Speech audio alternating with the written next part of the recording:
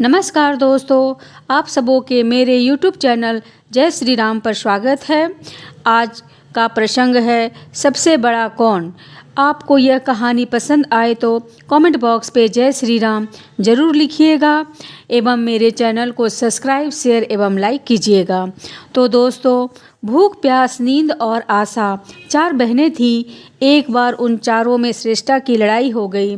हर कोई अपने आप को बड़ा बता रही थी। भूख ने कहा मैं बड़ी हूँ, प्यास ने कहा मैं बड़ी हूँ, नींद अपने आप को बड़ा बता रही थी और आशा अपने आप को सबसे बड़ा बता रही थी।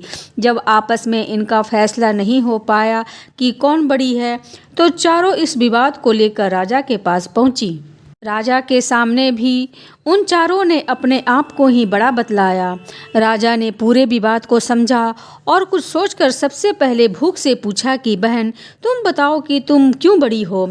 भूख ने कहा मैं इसलिए बड़ी हूँ क्योंकि मेरे ही वजह से घरों में चूल्हे जलते हैं, अच्छे अच्छे पकवान बनते हैं। जब वह पकवान थाली में सजा कर देती है तब मैं खाती हूँ, इसलिए मैं बड़ी हूँ।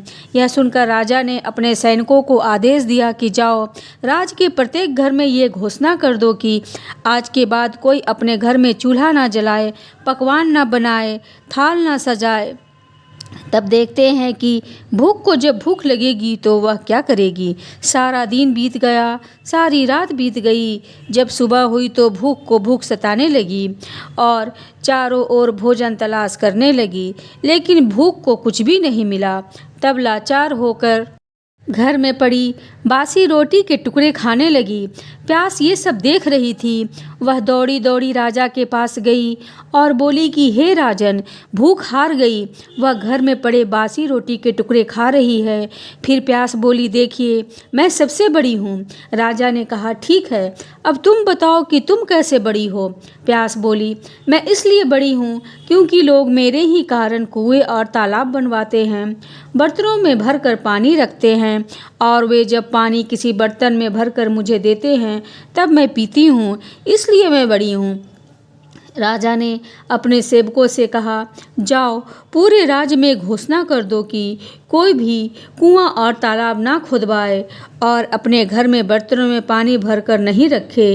राज्य के सभी कुएं और तालाबों पर कड़ा पहरा लगवा दो, किसी को कोई बर्तन भर पानी ना दे।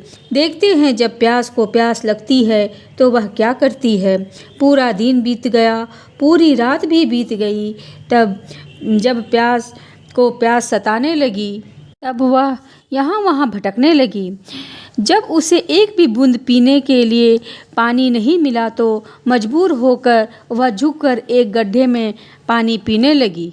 नींद ये सब देख रही थी। उसने तुरंत ही ये सब जाकर राजा को बतलाया और बोली प्यास हार गई, वह तो एक गड्ढे का पानी पी रही है, इसलिए मैं बड़ी हूँ। अब इसमें कोई संशय नहीं रह गया। तब राजा ने कहा कि अब तुम बताओ कि तुम कैसी बड़ी हो। तब नींद ने कहा कि मैं इसलिए बड़ी हूँ क्योंकि लोग मेरे ही कारण पलंग बनवाते हैं, उस पर बिस्तर लगाते हैं और जब लोग मुझे बिस्तर लगा कर देते हैं तो मैं सोती हूँ, नहीं तो मैं नहीं सोती। तब राजा ने अपने सैनिकों को आदेश दिया कि राज्य में यह ऐलान कर दो कि कोई पलंग ना बनवाए, उस पर बिस्तर ना लगवाए। जब नींद को नींद आएगी तो देखते हैं कि वह क्या करेगी। दिन में तो सब ठीक रहा, पूरी रात बीत गई। उसके बाद नींद को नींद सताने लग गई। वो इधर उधर बिस्तर ढूंढने लगी। जब बिस्तर नहीं मिला तो वह मजबूर होकर ऊपर खाबड़ जमीन पर ही लेट गई। आशा यह सब देख रही थी।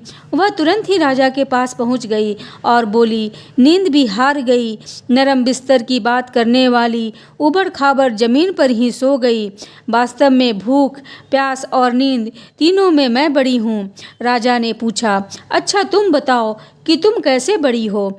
आशा बोली क्योंकि मैं इसलिए बड़ी हूँ क्योंकि लोग मेरे कारण ही काम करते हैं, नौकरी धंधा मेहनत और मजदूरी करते हैं, परेशानियाँ उठाते हैं, लेकिन आशा के दीप को बुझने नहीं देते हैं।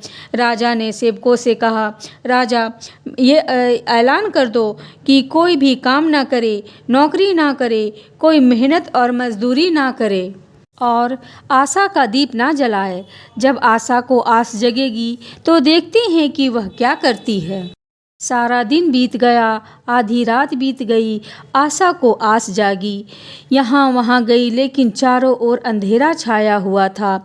टिमटिमाते दीपक के प्रकाश में एक कुम्हार काम कर रहा था, तो आशा वहाँ जाकर टिक गई।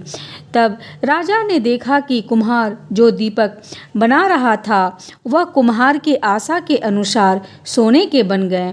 कुम्हार की छोटी सी झोपड़ी सुंदर महल बन गई। यह देखकर राजा बहुत खुश हुआ और फिर उसने अपना फैसला सुनाया कि भूख, प्यास, नींद और आशा, इन चारों में आशा ही सर्वश्रेष्ठ है।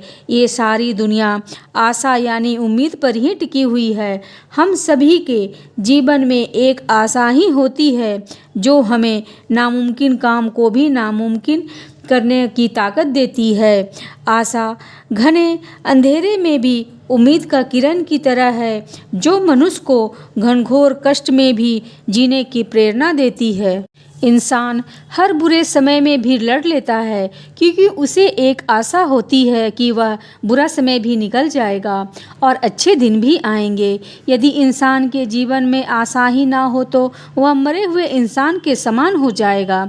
इसलिए कभी आशा का दामन मत छोड़ना, क्योंकि आशा ही सर्वश्रेष्ठ है। जय श्री राम।